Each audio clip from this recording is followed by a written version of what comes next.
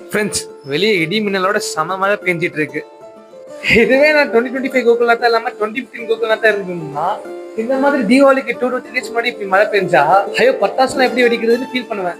அந்த அளவுக்கு பட்டாசு வாங்கி வச்சுப்பேன்னு கேட்டீங்கன்னா அப்படி கிடையாது. இப்ப மாதிரி சும்மா தீபாவளிக்கு மட்டும் ஃபார்மாலிட்டிக்கு வெடிக்காம இல்ல இன்னும் பட்டாசு வாங்காம இருக்காம தீபாவளிக்கு ஒரு வாரத்துக்கு முன்னாடியே ஃப்ரெண்ட்ஸோட சேர்ந்து இந்த பக்கத்துல இருக்க குட்டி குட்டி கிராக்கர்ஸ் கடைக்கு போயிட்டு இந்த பொட்டு பட்டாசு பிஜிலி பட்டாசுலாம் வந்துட்டு டெய்லியும் வெடிச்சிட்டு இருப்போம்.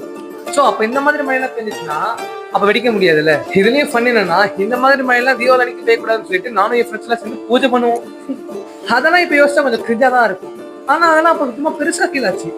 பட் இப்ப எப்படி இருக்குன்னா ஏதோ வீக்கெண்ட் லீவ் விட்ட மாதிரி ஓகே மழை பெய்யுது, டிவி கூட பாக்குறது இல்ல, மொபைல்லயே ஹாட் ஸ்டார், நெட்ஃபிளிக்ஸ், யூடியூப்னு சும்மா ஸ்க்ரோல் பண்ணிக்கிட்டு ஏதோ வீடியோஸ் எல்லாம் பார்த்துட்டு இன்ஸ்டாகிராம்ல ரீல்ஸ் பார்த்துட்டு பிறகு என்ன இந்த காலேஜ் வந்ததால ப்ராஜெக்ட் ஒர்க் அது இதுன்னு பண்ணிக்கிட்டு அப்படியே ஓடிட்டு இருக்கு.